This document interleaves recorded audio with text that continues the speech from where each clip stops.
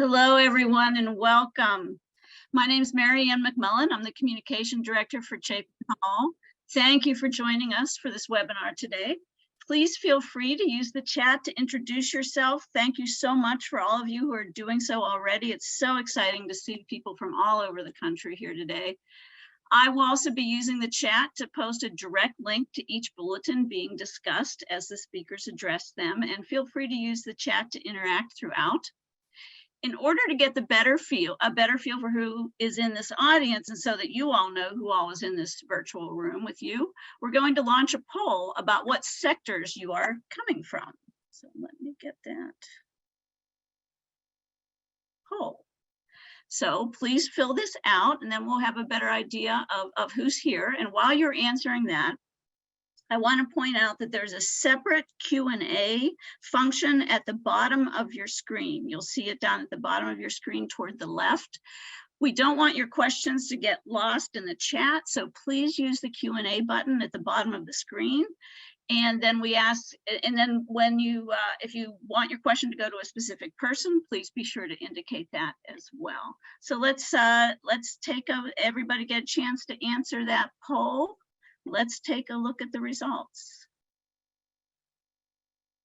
So government child welfare is our biggest chunk with 35%, nonprofits, general government, human services other than child welfare, advocacy, community, and other. So it's a really nice mix today. And we're just so thrilled to see so many professionals who care about this topic. So now I'm going to hand it over to Chapin Hall's Executive Director, Brian Samuels, to kick off the webinar. Thanks, Mary Ann. I'm really excited to have this conversation and so glad so many of you joined us. We have brought together a very diverse group of leaders to have this conversation. We really want to dig in and have a meaningful conversation about the roles that communities can play in systems transformation. Each of our panelists brings a unique perspective. As you can see with the folks listed here, Sixto is a young tech leader who has lived experience in child welfare. Rebecca is a nationally recognized child welfare leader. Mark McDaniel has spent his professional career thinking about issues revolving around community planning and really engaging residents and communities in meaningful ways. Samir is an amazing medical practitioner who also just happens to be the leader of the public health department for the state of Illinois. And BJ Walker, BJ has worked in the public sector for a very long time, has a great deal of experience, and is one of those leaders that is unafraid of confronting big problems as well as looking for the right solution. So all of this work came together today out of a recognition that there were a group of public agencies that were converging on a consensus that communities ought to be a part of systems change. So whether you're talking about the child welfare system or the juvenile justice system or the public health system, there's this growing recognition that communities can be a source of healing and support for all families. So Chapin Hall wanted to build a foundation of knowledge based on work that has come before us, and then build out from that knowledge a platform or a framework for partnering with communities. We spent about the last year combing through research and other reports, talking to experts, people with lived experience about the important role that power sharing in particular plays and can play in systems change. So today we're gonna leverage what we have learned around systems change, and we're gonna talk through this framework that we've developed. And hopefully what we come away from this conversation with is really a deeper understanding of the strategies that are available to systems leaders, communities and community residents to really organize and make change happen. So with that introduction, we hope that this conversation also provides an anchor for people that are doing this work, as well as give a framework for those who are about to engage in this work. So each of the panelists are going to reflect on some of the findings that we have and give their own perspective about the role that it plays in making systems change. So with that introduction completed, I'm going to hand off the conversation to our first panelist, BJ Walker. Thank you so much, Brian, and thank you to Chapin for this groundbreaking work. Many of you who know me know I got one foot in the public sector, but I got one foot over here on the west side of Chicago in my community. And so it's really a joy for me to be able to talk today. As you know, the subject you asked me to reflect on was disrupting system mindsets and habits. Whoa, just what I like to think about and do.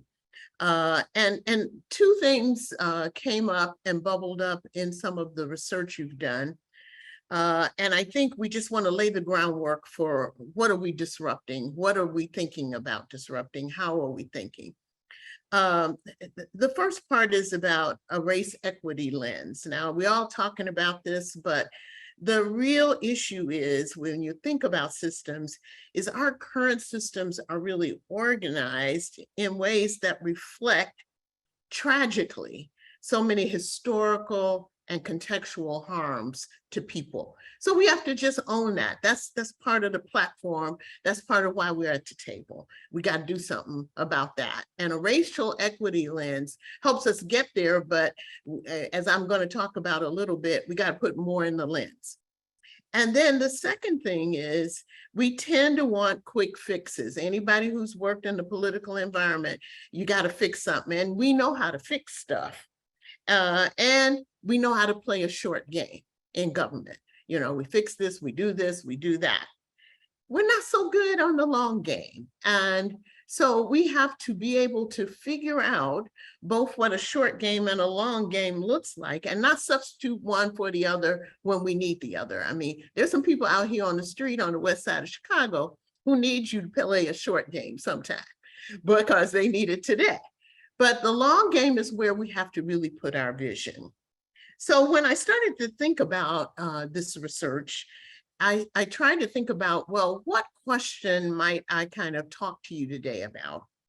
And the thing that came to my mind was asking ourselves, how can systems change their behaviors to become receivers of information about community needs and supporters of community as leading, as being a part of leading delivery. And that's going to be a big part of some of my reflections today as I talk.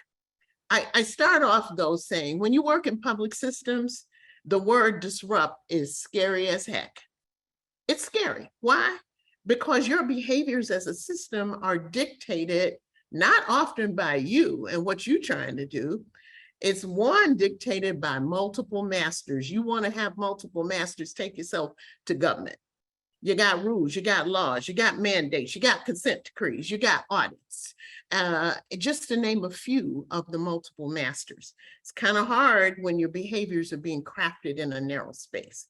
The second thing is there are a lot of implicit assumptions and structural exclusions, biases embedded already in the policies and practices they ask you to come to the table to lead. And those things are associated with race and poverty and culture and ethnicity and identity. I mean, there's a wall everywhere when you're trying to get this done. So those are the things that make executing on change and working with community very difficult to do because the space for doing the work is too narrow. And I'll tell you this, nobody in government ever got fired for not listening to community. So it isn't on the table as part of the game. So what do we need to do to disrupt the system? basically, I want to talk about three things. One, first of all, we need the space to do it. We need to give communities the room to build the infrastructure they need. I'm beginning to talk about communities as delivery systems and flipping the switch, because typically we think government delivers services, community receives it.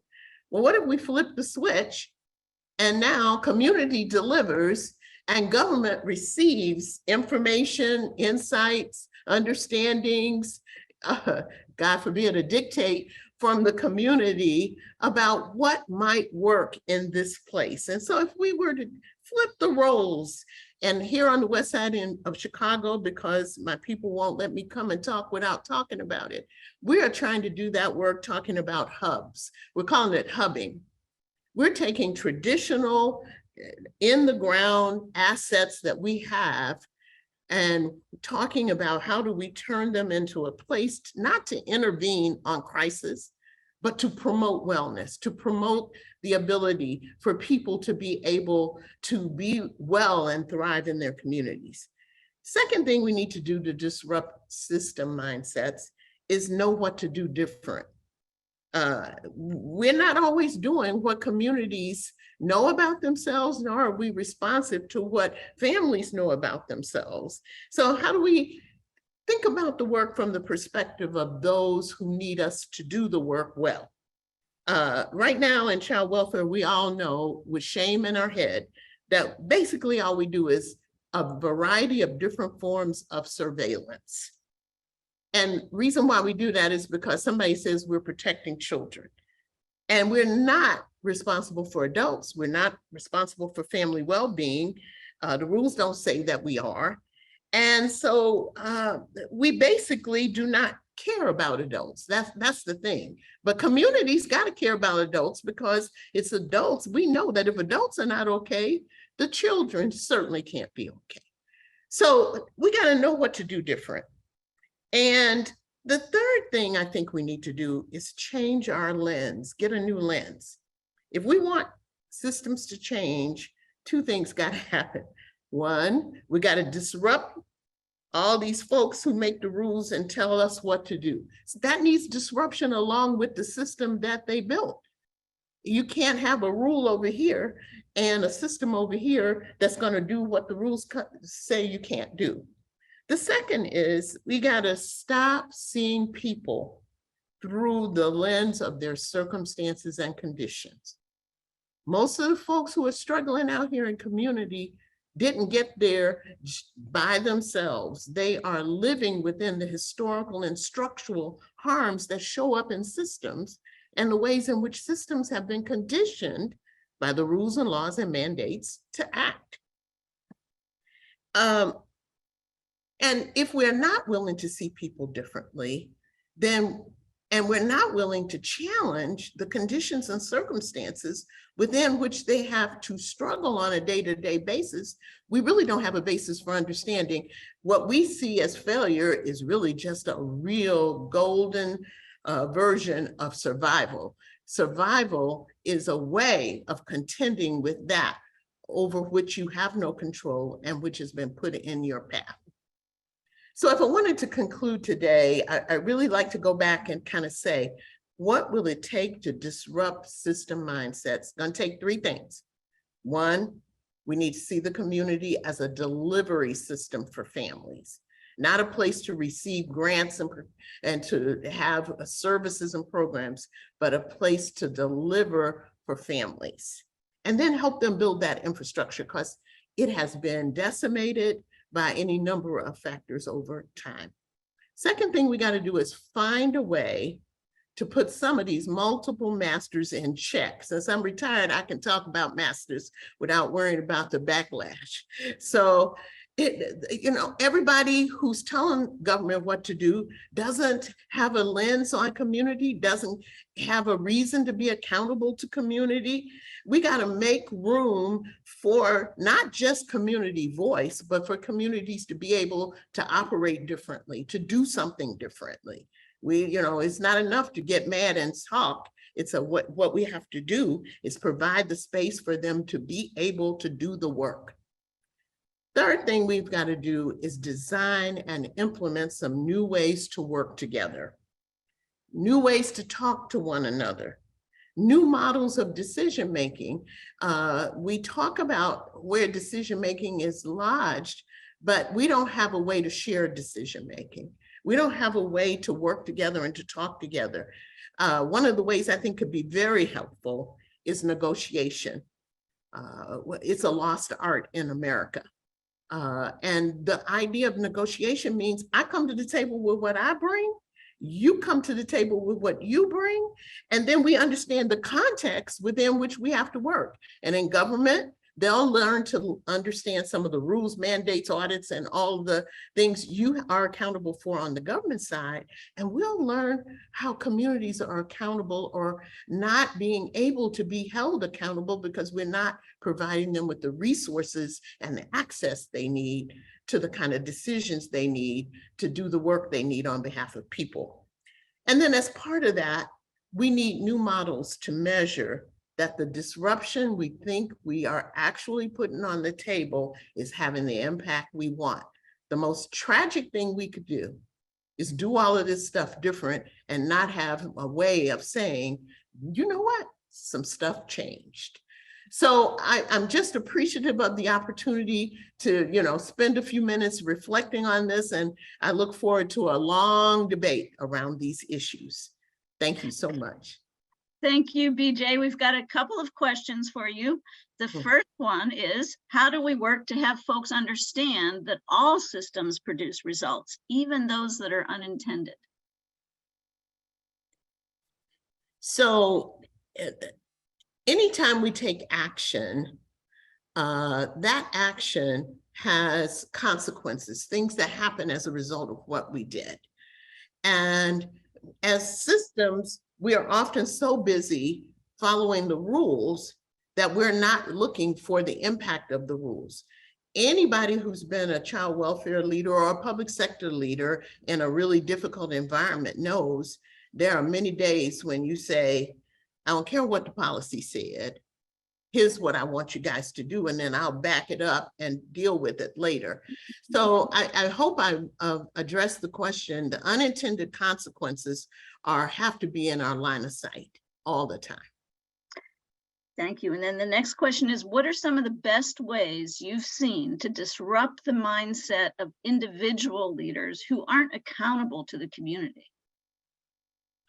Well, I think you have to what I used to say to my staff all the time is, one, I need you to bring your values to work every single day. Not leave them in the car, not leave them back at the house with your family and your friends and the folks you love. Bring them to work. I need you to drag them on up in here in the office. Because for the most part, when people are operating from a value point of view, it's hard for them to do something that goes against their values. I mean, it's staring them in the face, it's holding them accountable. And so when you're, and the other thing I ask people to do is, when you look at a family, when you look at a community, remember the folk in your family and your community. I don't know many people who don't have somebody back at the house, somebody in the family system who looks like and walks like and talks like the people you are working with on a day-to-day basis. So pretend everybody's in your family. Pretend everybody is on your block. And then let's talk about what would you do for them. So those are some of the ways that I think I just go right for the gut. I don't try to make it theoretical and conceptual. I just go for the gut. Fantastic. Thank you. We're going to go over to Sixto now. Well, hello, everyone. So excited to be here. And I'm excited to talk about this strategy called investing in community. And the reason I am so excited about talking about this is because it is not just nice to do or a strategy of how we must do this work to go ahead and have better results. But for me, I feel like this actually is ethical. It's the moral thing to do to make sure that when we ask people to share some of the most painful moments of their life, that they are actually equipped to be on that stage and to engage in that conversation. And so backing up a little bit, I want to go ahead and talk about the fact that in order to become effective problem solvers, right, that we really have to understand the nuances of people's experiences. And what dawned on me is that when we think about most of the humanitarian crises across the world, they operate at a level where we are operating with problems that are hard, but that we know are dealing with the basics. How are we making sure people have shelter, food, and are safe, right? And so when we look at right now, we're living in a world where 100 million people are displaced. Those are the problems that are being solved. But when we start to look at problems like such as foster care and other young people who are in systems here, it's an actual complex problem. And so that means it's much more complicated and much more nuanced around what are the inputs and the influence of what's actually dictating the interventions and the influence on your life. And so when we get that wrong, we need to understand how those nuances are affecting folks. And so for me, when I think about what does it mean to be an effective problem solver, it's how we engage a set of folks and being able to do that with us. And in order to do that, we must be able to invest in them. And so one of the things I really appreciate here about this strategy is that part of this strategy is really positioning the community to lead. And I want to go ahead and name a dynamic, right, that I see in the field is that sometimes we get nervous about, well, if we're only listening to lived experience, is that the pendulum swing? And I want to say that there's a difference between actual collaboration and centering lived experience and command, right? No one's saying do every single thing that I show up as a person with lived experience and do, but it is about the collaboration and the unpacking. And that is a skill set of being able to engage with a person, unpack an idea, understand the nuances, and then bring it forward. And then there's a journey to actually figure out what is our collective nuance. Because I myself grew up in foster care from 11 months old through until I aged out. I was adopted for a short period, but that's actually not the majority of people's story who are in the system. And so when we're actually designing to the collective nuance, we should keep in mind the edge cases and make sure that we're doing that work too. But there is a skill level that I had to learn on this journey to make some of that happen there. The next thing I would like to just bring up that's part of the strategy is really creating the opportunity to build social capital. And what does that actually look like while you're doing this work? And so for me, I go back to my first set of experiences when I was working with several different organizations at one point when I was about 18, 19. And, it was some of the most healing and developmental opportunities that I had in my life to date to be in relationship with other young people at the youth leadership institutes, at the different trainings that was there. And then there came a point where I got involved with an organization that was not one of the traditional organizations in our sector. It was a startup called Rising Tides, and it was about creating these profiles of young people who are aging out and then telling their story so that we can raise money for whatever their big need was. And this was the moment where I had this big shocking effect where I was shocked by how the staff that I had trusted and had these deep learning moments with, these deep healing moments with, were like, they called me up and they were like, hey, you can't be using our contacts to raise money, XYZ. And there became this very cold dynamic that was formed there. And it went from being friends and to foe, right? It went from me leveraging my most painful moments in my life to all of a sudden, now you had a problem with this new idea that I was working on. And eventually, we were able to get to a new place.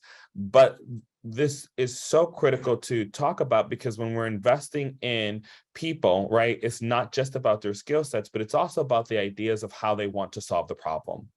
What are some of the visions that they actually have? What are some of the things that they actually want to test? And that was one of the things that I learned very hard in that moment. And as we think about not just vision, not just ideas, one of the things that we think about that I think about is the actual skill set, right? How is it that we actually develop the technical skills? And if I'm going to be straightforward, I think that our sector does a great job, or we've gotten to the point where we've learned how to have young people strategically share, how to have young people share story. But the real question is, beyond sharing a narrative, what are the actual pathways to become the researcher, the policymaker, the person who knows how to manage a program really well, the program designer? And I can tell you, when I was in my sophomore year of college, I remember going to the Clinton Global Initiative University, which is a 3-day summit where the Clintons bring together 1,000 students from all over the world. And I walked into the summit, and I will tell you, as that 19-year-old, I thought of myself a little highly. And so I felt, I was rolling with the big dogs. And so I walk in and I sit down in the front row, partly because I'm ADHD and partly because I wanted to, have the front row seat. And as I sit down, the way this works is that you make a commitment to action. And you have to solve that commitment to action within 1 year. If not, you don't get to come back, right? Like, this is a really results-oriented group of folks. Now, action within 1 year to solve the problem, that's already a rub in our field, but that's another story for another day. And so what I'll say is, I sat next to a man, I asked him what his commitment to action was, and he tells me that, in his community, they experienced famine for a couple of months out of the year. And so what he did, he came back to the States. He came to the States, should I say, learned some best practices around farming, and he had all of these bake sales. And what he did was, he took all these bake sales money and subsidized gas between 3 villages. And then he went back to his village, but he knew that he couldn't be the voice culturally for telling the elders what to do. And so what he brought those elders through a series of exercise that made it feel like it was their idea. And within 1 year, he was able to actually solve famine in his community and create trade between 2 other communities, right? And like, I can tell you, I was like, gosh, I think this guy is special. But then I turned to the kid next to me and I asked him what his commitment of action was. And he talks about how he created a plastic polymer to make a wheelbarrow that could carry water in a lightweight way, so that his 9-year-old sister could be able to get to the river, come back in time to be able to go to school in the morning. And that's how he increased the literacy rate in his community. And at this very moment, I was like, holy crap. I better not say my commitment of action out loud, because I got some work to do here. And I talk about this because it was being in that room that told me and that showed me that there are concrete technical skill sets about how to solve a problem that we are not learning in our sector just yet. And so we have to be able to make investments in those experiments. We have to be able to make investments in understanding that it's not just about pointing to a problem, but what are all of the raw materials that you actually gather together to be able then to say, how do we actually solve this? And that's what I learned being in that room. And then as a result of being in that room, after I left there, one, I realized I was the weakest link. So I felt like number 1,000. And one of the things that this strategy talks about is the identity piece, right? And so the identity of feeling like a leader and being able to build there. But when we actually only overdevelop one skill set of the many skill sets that we need to be effective problem solvers, we then see our deficiencies later, and it could be discouraging. Right. So what I did was I went back and I quit everything. I quit all the fellowships, all the boards, all the things that I was involved in, and said, what is my true contribution? And that's how I started to get involved in technology. When I realized the power of data, when I realized the power of actually building tools and what that can do, that's where we leaned in. But that goes into another piece of the strategy that this talks about, which is really creating those opportunities. So this is not just about creating opportunities where young people can speak, but the opportunity to be able to see the many different facets that it takes.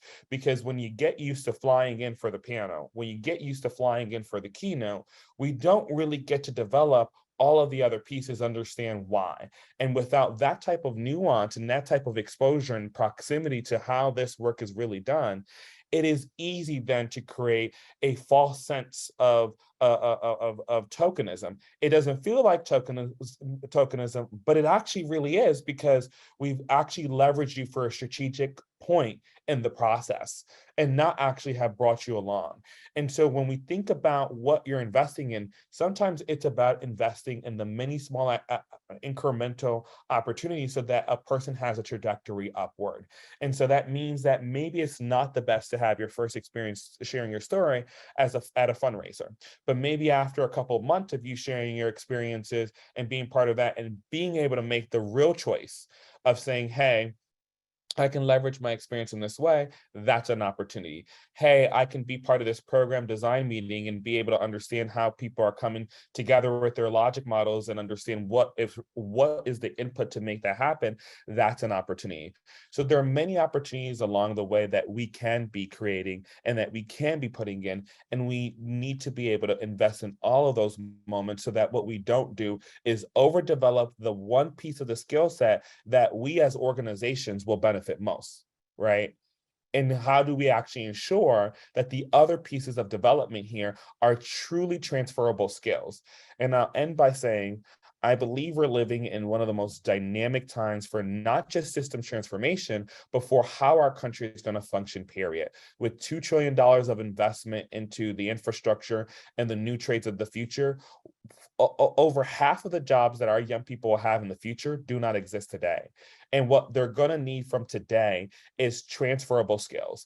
And one of the best transferable skills that we can get is critical thinking. It's problem solving. It's being relentless about getting to yes. It's being able to circumvent the barriers that are put in front of you over and over and over. And so if we as organizations are acting in an ethical and really upholding our social duty, then we're going to invest in what is that pathway for the young people, families, and the other folks with lived experience that we are putting in these seats to go ahead and help us solve the problems that we're tasked with.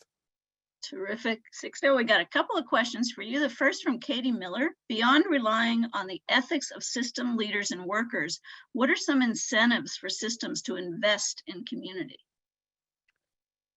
Well, I think the incentives I would think about in both ways. Like number one, I think, I believe there was some flexibility during the pandemic to use $4 to be able to use that for youth stipend. So like we should be drawing down more money to be able to go ahead and engage young people. But the incentive here that's truly that I think every organization should be centering in every agency is that you become a better problem solver when you're working within the community. Like you cannot solve these problems. I think we know the big problem at large, but I think a lot of us spend a lot of energy working on the bigger problem and not on the nuances of the problem that doesn't get us to our end goal.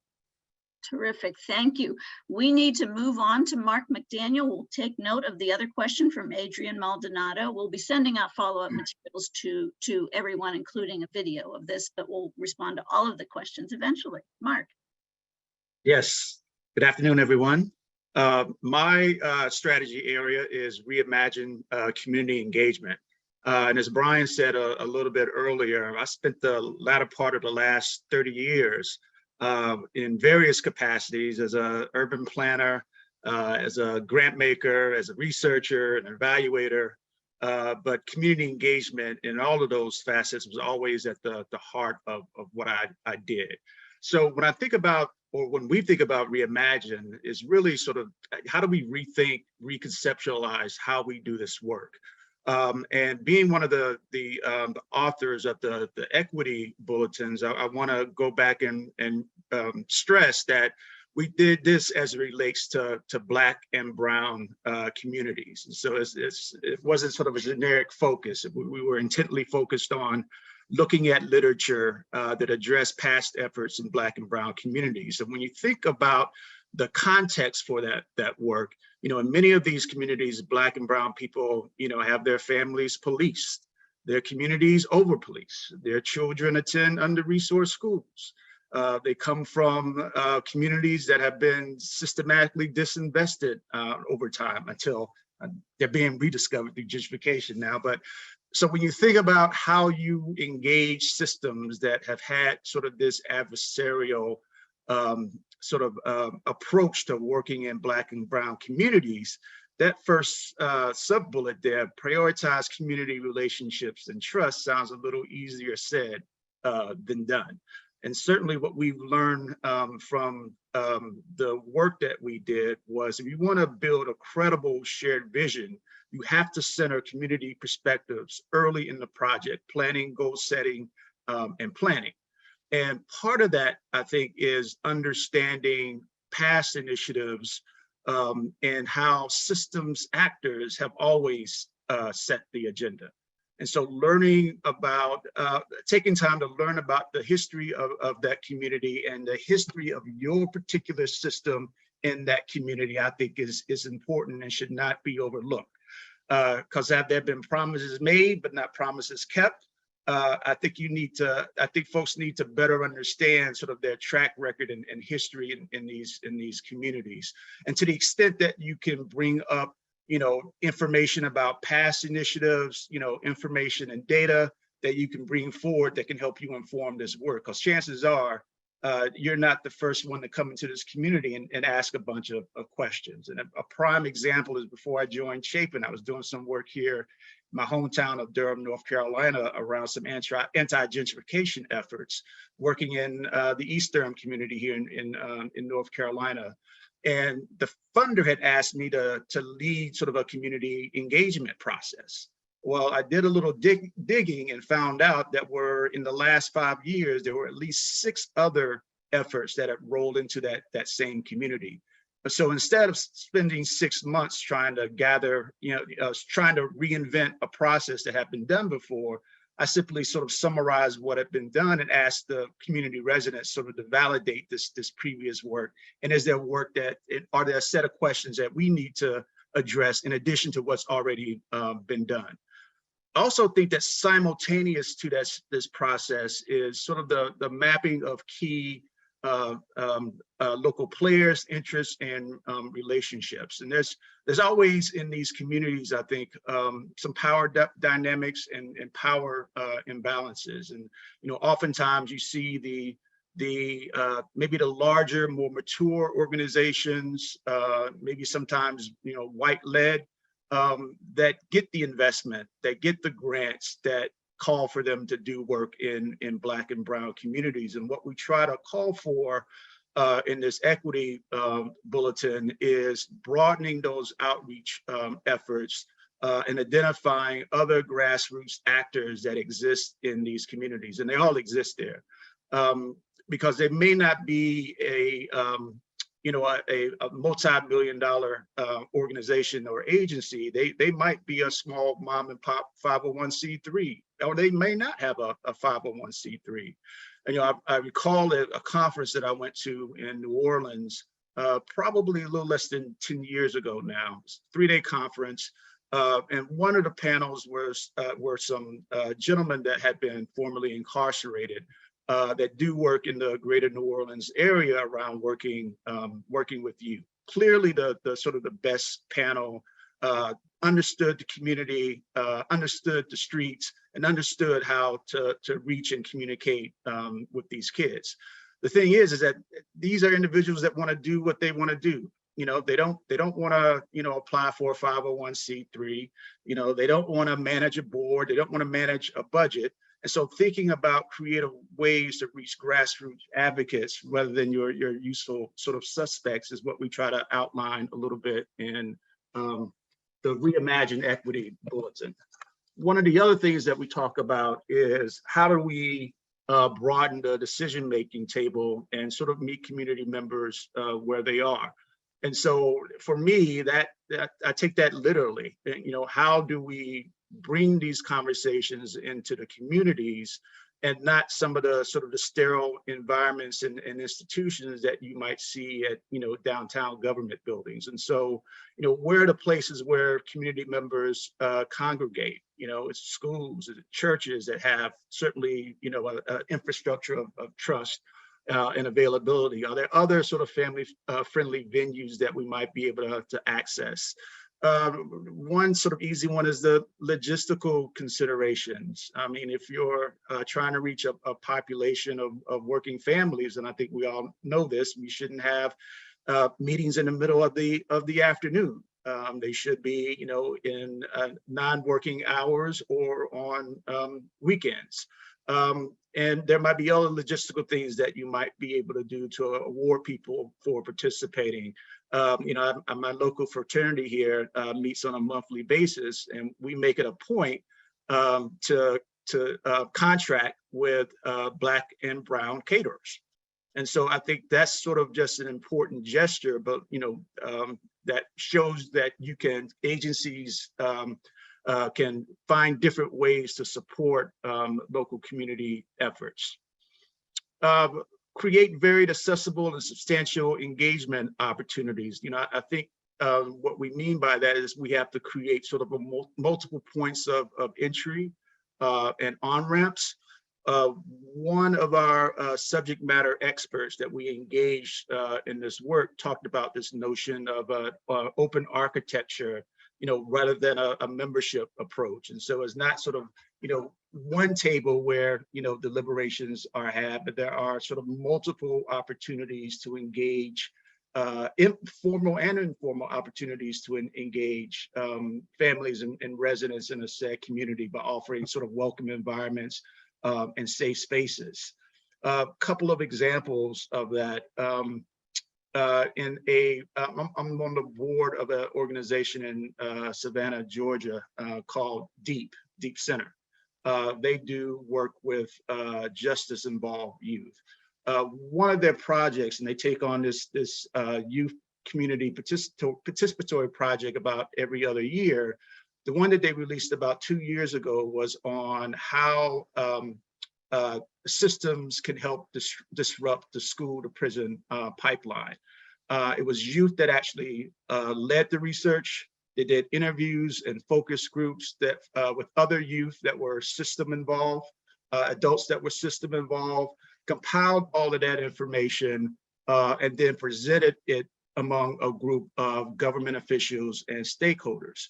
And so using those types of I think opportunities to kind of have a number of small meetings leading up to sort of a larger engagement, I think are important for us to try to consider.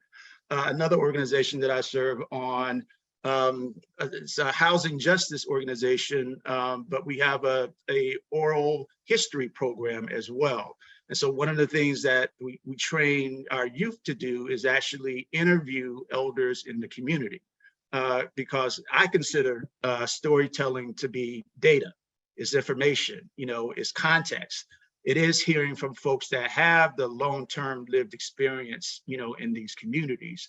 And so finding creative ways to, I think, reach multiple populations, youth in the first example, and maybe elders in the second example, I think are some creative ways that we can broaden the decision-making table. Lastly, I think, most of the folks that come to a lot of these meetings and engagement efforts, you have folks that are professionals that are compensated. You have residents who are more than likely not compensated. And so are there ways that we can think about resourcing these efforts differently so folks that come to the table and provide their valuable time are actually compensated for that time? Great, thank you, Mark. The first question we have for you is, what is the most effective way to enter the community as a government agency to get the most impact? Well, I think identifying those sort of key sort of grassroots leaders, I think would be important. And I think, when we talk about, the usual suspects or the gatekeepers that might exist in those communities, oftentimes they want you to just meet with them. But a barometer that I often have when I've had these conversations over the years is most of those successful connections I've made when they've had the relationships and are more than eager to set the table for a broader set of community partners and advocates and actors. And so those organizations that have the value of wanting to have as much input as possible are the types of organizations that I would try to partner with to reach a broader community group. And here's one more very practical question. Have you thought about compensating community members for their participation in offering feedback? What does that look like? For their participation in offering feedback, I think in some ways, I think research sort of does that. I mean, I've certainly have participated in a number of projects where we compensated individuals for participating, in focus groups. We provided, stipends for folks in the past for, their time and effort in communities. So I do think there are some examples. I just think that systems need to, I think, find ways to maybe embed that more in their thinking and how they want to approach communities, because it's only fair. Excellent.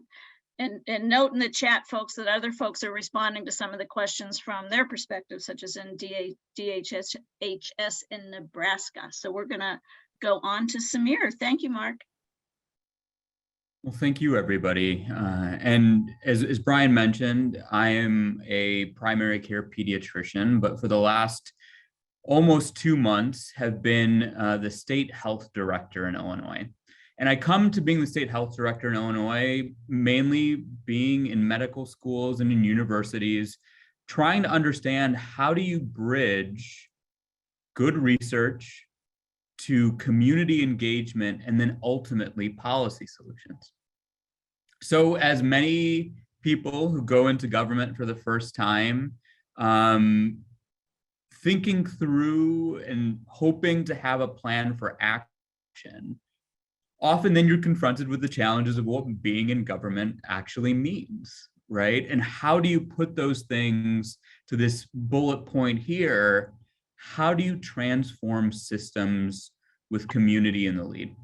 I think this is the panel that sort of exemplifies how important that is. All of you here as panelists wouldn't be here if you didn't think through that these kind of community systems have to be built in place in order to make the kinds of changes that we need for momentary, lasting, and continued impact. And you've heard, I think, a lot of it from the panelists already. So how do we think about doing that? But now sitting in government, sort of why, first I wanted to kind of go through why doesn't that happen? And then in what ways can we go about thinking through how it can happen moving forward? And so why doesn't it happen? I think first and foremost, government is this huge, huge bureaucracy, right? As I enter the Department of Public Health, 1,200 employees, a budget because of the COVID-19 pandemic that is in the billions. And so you think you have people and money to constantly move and make action. But the layers in order to do anything are so complicated, and the ways that money is allocated is far from flexible. And I think partly thinking through that of like, well, what did COVID create? It created an infectious disease problem. It created an economic problem. It created a mental health problem. And how, though, that like when we try to think of a public health response to that, that should be all of those things. But then limited to what does that mean around testing? What does that mean around sort of other types of health solutions that don't take bigger things into effect? It's also the amount of approvals that you need in order for something to press go on something, right? And when often there isn't an understanding of what that means, the constant move is, well, why is government so slow? I think the second challenge is often there are lots of different definitions of what success means, right? Different successes within what government is, different successes in terms of who your external partners are. And often that is thought to be, well, where does the community fit in around what is successful? And how even in government, when we think some of the goals, well, we pass that legislation. So let's celebrate sort of the success. But that is step one into then actually implementing something that is going to work on the ground, and not only working in month one or year one, but creating the kind of consistency and able to do that. Number three, because of some of those different definitions of success, there's a lot of lack of trust. And I think we often talk about it, and it's so true. I mean, I think this is something that I have always felt and constantly preached: lack of trust in the community and government. Despite even all these opportunities for impact, because we're not thinking about these things from often both the short term and long term, and then we make these decisions where we do that disinvestment in communities that are most vulnerable. But then there is the other thing that often, when we don't really talk about, well, how can government trust the community? And then what does it mean to trust the community, right? How do we go around the process to say that we really trust it and trust the kind of ways and flows of information that happen? I think from a political lens, yes, we're constantly thinking about that trust element, but in a policy lens, that means, and we talked about it in other ways, shared decision-making, thinking about the opportunities in which that happen. But then when you have these big meetings virtually or in big conference rooms, are you getting to the heat of the challenging conversations that you need to happen to really build that trust? And often government, back to the bureaucracy, they're not built to sort of create those kinds of lanes where you can be honest, you can really determine what it means to think through how to say, well, I'm trying here, but it's really hard. Or, well, that same government leader came to us before you and they said the same thing and they didn't deliver. Why are you, new government leader, going to say the same thing and then not deliver, right? And I think those things sort of compound on and on into each other. Number four, we all come in often to these government jobs, especially in the executive branch, where the clock starts running the moment you start. And so when that clock runs in, you want to come in and say, well, I, Samir Vora, new health director, I have all these ideas and I want to make change. But then with moving to make change without understanding the context in which those changes need to happen and building in the community buy-in to make that happen leads to a constant cycle of rapid things happening without what even BJ mentioned, that like we're thinking about and building the systems for long-term change. And then finally, everything is on fire all the time, right? So, and this is something that, you know, these are Brian's words. And so I want to make sure that they're, because it is about, government is so often being about being responsive, but how do you be effective with the solutions that you're trying to make, right?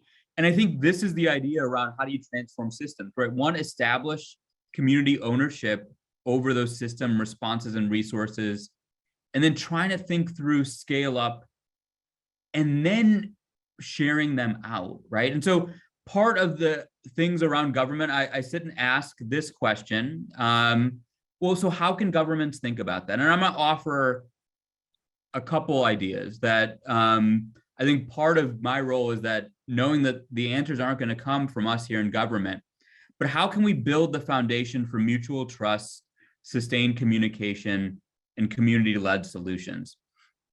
So I think number one, it has to be about, in everything you do, centering the idea of how does that rule, law, meeting affect the community.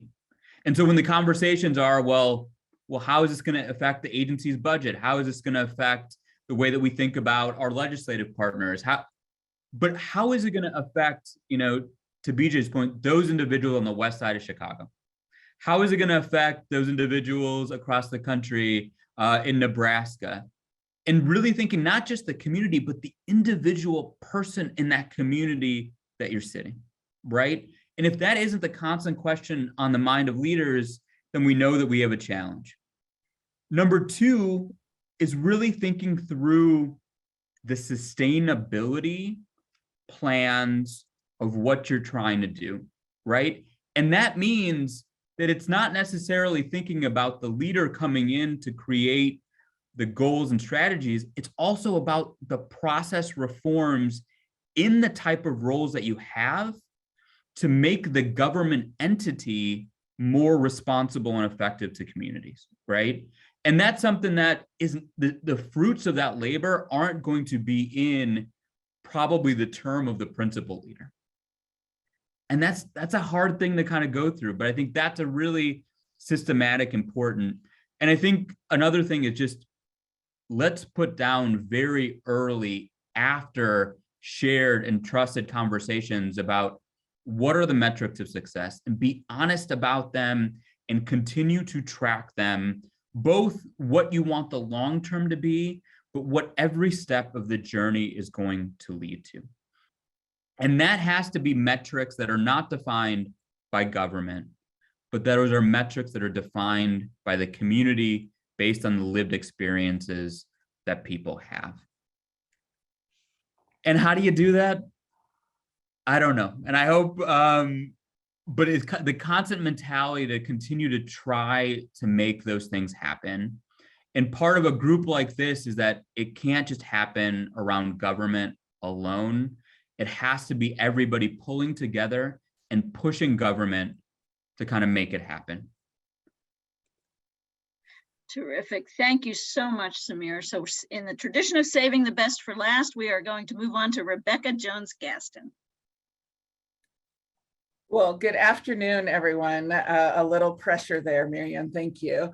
Rebecca Jones-Gaston. I use she, her pronouns. And I, of course, have been thinking about this this part of the presentation for a little while, and now my juices are flowing listening to my fellow panelists. So I'm gonna try and stay focused because I have so many thoughts running through my head. But you know, I think when we're talking about embedding community leadership,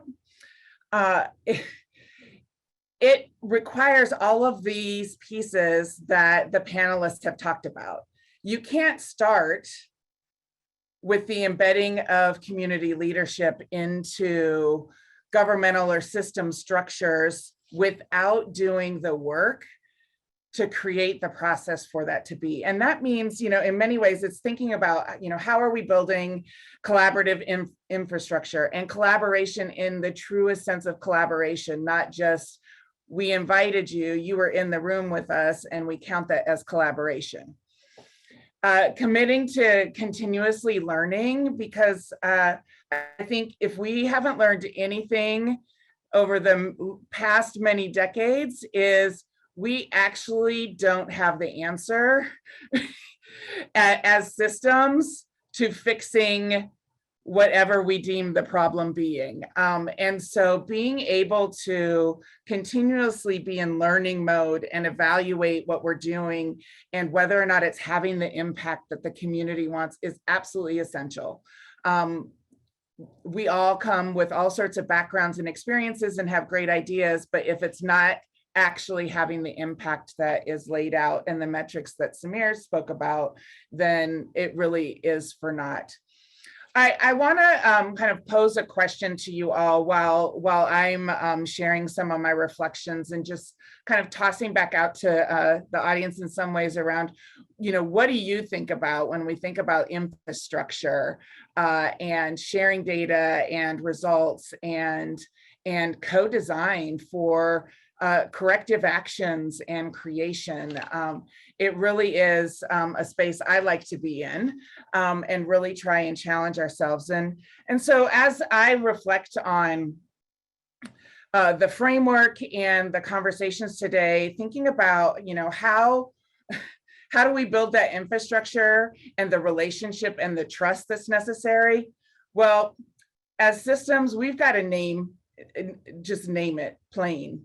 All the isms, racism, sexism, all of those things are absolutely built into our system structures.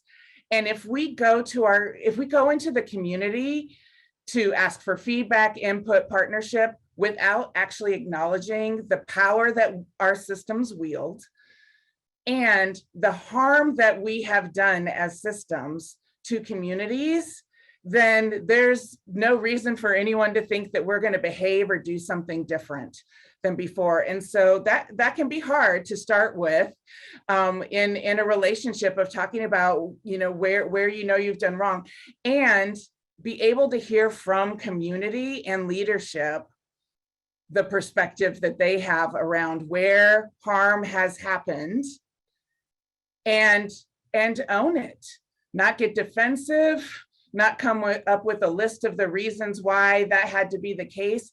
Accept it and own it as the feedback and experience that the community has had as a result of our systems. And that being the first step. And then it's got to be continually along the way as you're building a relationship. Acknowledge it, because we go into, kind of comfort mode, or we do what we know mode, or when you're talking about systems, the processes, the bureaucracy, the 15 layers of things that you've got to go through, it's easy to slide back into that and not actually acknowledge that those are absolutely part of what the experience of our system is. And so thinking about the onus being on us to prove that we have every intention of behaving different, engaging different, and being different. It isn't the community's responsibility to believe us. We actually have to demonstrate it and prove it. And that means that we've got to be open to constant feedback. And when you think about embed, this notion of embedding into our work, that's more than just being invited to a community meeting, inviting people to your office or your organization and having them sit down and give you feedback. It means that they're actually part of the work. And in fact, I would probably frame it that we are actually part of their work, because I think the actual solutions sit in the community with those that have experienced our systems, but are experiencing the thing that we want to help support, make better as far as well-being, safety, all those sort of things we can toss out as far as terms, but thinking about how do we engage differently. And I love the concept of thinking about how do we do those incremental developmental pathways that Sixto talked about, and bringing people into a workforce so that it isn't just a system and folks that were kind of raised up in the system to do the work, but we're actually have community members, community leaders in the work with us every day for every small decision, for every big decision. And that means we've got to change some of the structures and the barriers and the hurdles that our systems have built to make that really challenging. So in my world, in child welfare, one of the easy barriers and hurdles we put in place is it's really hard to come to work for child welfare if you've been involved in child welfare. Well, that seems a little counterintuitive to me. And sometimes I'm just like, duh, if we're starting from the frame that we believe change is possible and we want to engage in change with communities, with systems, with individuals, but yet we have barriers that don't allow people to have changed and be part of the work and creation of the solutions, then we are being quite hypocritical. And so we have absolutely got to make some structural changes, those process changes, those policy changes about creating some pathways. And let's talk about compensation. It was said earlier, professionals show up at meetings and at the table and get paid for their time to be there. And we have talked about for a really long time about compensation being really important. And we'll sometimes give gift cards, and we'll sometimes do these other things. And that isn't sufficient. If we want to be equal partners, equal thought partners, and then even give away our power and have the community actually hold the larger proportion of the power, then the compensation has to match that. And that includes even when we're bringing people into our workforce.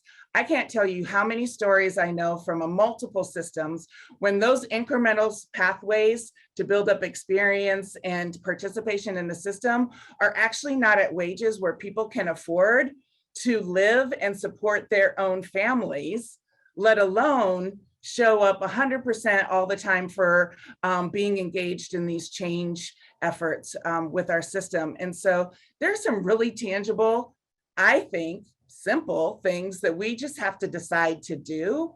And from the standpoint of embedding, if we are not committed to actually having community be engaged with us, or we be engaged with community rather in new and different ways, let's just keep doing what we're doing.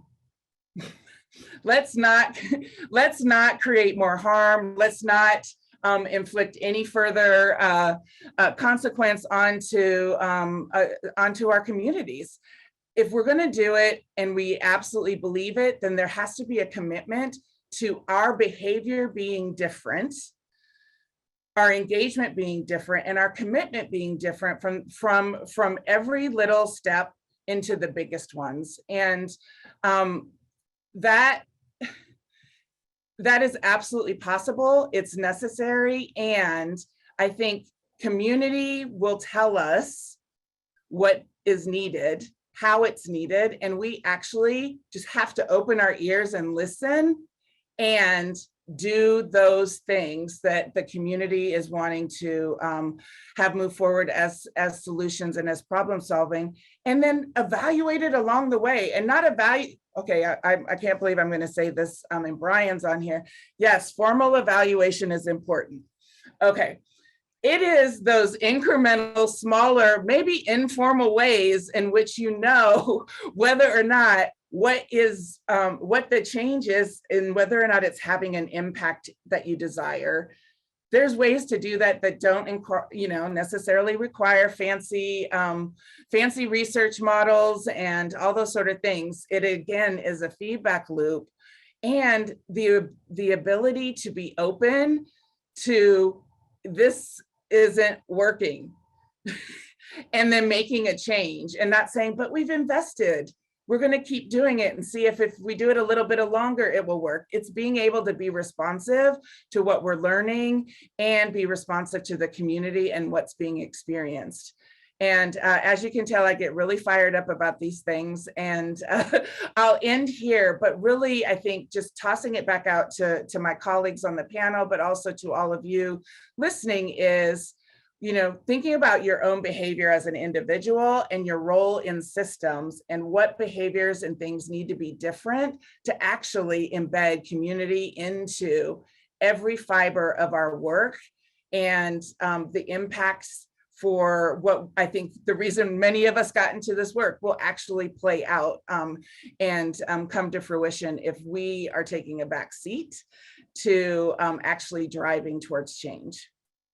Terrific. Thank you, Rebecca. I'm going to share a question from Adrian Maldonado. What are some strategies that allow for compensation to Latinx community members who do not have legal status? So I think strategies are to do it. There's all sorts of different, the different funding pathways have different rules and those sort of things. If you're committed to compensating people, you will find ways to do it. It might be general funds, it might be through private partnerships, it might be through other mechanisms, but there are absolutely pathways to do it.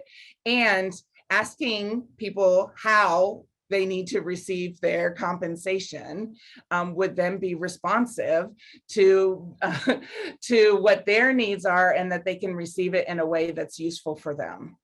Terrific. And here's a big question, and it's a question for any of the state leaders, BJ, Samir, Brian, or Rebecca. With so much change in executive leadership at the federal and state level, which then creates a change and shift in vision, priorities, and expectations, how do we ensure that these systems transformations are sustained beyond the governor-appointed child welfare leader? So I'll start since I'm unmuted. I'll say if you're creating your system change, kind of isolated and solo sitting in your seat as child welfare director, of course it's going to change. But if the transformation is built in collaboration with the community and with partners, it's going to sustain leadership change in a child welfare seat, because it is something that it was created by community, it is led by community, and it will continue to thrive and I think evolve with different leadership in the seat. And then it isn't so kind of temperature or weather sensitive to who's sitting in a chair or in a governor's seat. Just to put a pin in that, I think you have to look at it from two levels, structural and individual. If you set up different ways of having your procurement processes walk and talk, and you do that in tandem with community structures, those structures in the community will be there no matter who's sitting in the seat, and they will have grown accustomed to doing business a particular way. You may be able to squash them like an ant, but it's going to be hard. You're going to have to put on some big shoes. And then the second one is individual, which I think Sixto talked about. We do a disservice, and it's, unless we figure out how to make sure that the opportunities inside government to be in the government seats is accessible, because you've given incremental developmental pathways to folks who have a mindset that would be willing to stand in a different place. There's short game and long games in both of those, but I think you have to think about them in both ways. I also think you have to remember that the civil service staff are often the most talented folks you'll ever work with. And so it's really about also embedding in them the skills and competencies necessary to sustain the work. There is always going to be a group that is there when the new leader comes in the door, and their ability to demonstrate their knowledge and their skills, as well as to demonstrate that they have built these relationships, is absolutely critical. And I think you have to do that from day one as a leader. Every appointed leader needs to recognize that they will be there for a limited amount of time. And it is through the investment in that next layer down of civil service leaders that are ultimately going to create the kind of continuity you need in order for this community empowerment activities to really take root. So leverage the folks that are going to be there long after the guy with the innovative ideas comes and goes, or ladies come or and the go. gal, yes. So Brian, I think, okay, go ahead. Just quickly, I just wanted to also say, and if you're working off of lived experience data, if you're actually talking to your community, your priorities don't switch when the leader switches, because the problems of the people don't switch when the leader switches. And so it's only about how bold is that leader willing to lean into the priorities by which young people and other folks with lived experience are saying are the top issues. Yeah, and then I would just love to say that, part of it, to Sixto's earlier point, this is a critical time. Just like government's slow to change, once it does change, the bureaucracy will keep it sort of motivated towards communities, right? So I think that's a place too where if we can move the ship together, we can sort of continue to make it centered around community. Terrific. And Brian, I'm gonna launch the last poll, which puts the question in the lap of all of you attendees. What outcomes are you looking for? And then Brian, you can go ahead and close out, and then we'll look at how the poll comes in. So I want to quickly thank our panel. They did an amazing job. These are all folks that are very busy with very tight schedules, and they were willing to play with us. And this was a really important conversation to start. We wanted to make sure that we grounded this conversation in research, but we also wanted to connect the dots to the real world. And I think our panel did a great job of connecting the dots between these concepts that we documented as existing in the literature and but really brought it home in the real world. So thanks to our panelists, thanks to everybody that joined us. Hopefully we have shaped some of your thinking, and more importantly, hopefully we have given you some evidence and some justification that really allows you to anchor your strategy in the most meaningful ways of achieving community input and real systems transformation. So thanks everybody, appreciate it. See you down the road. And you all get an follow-up email with a link to the recording. Thanks again. Have a great day. Thanks everybody.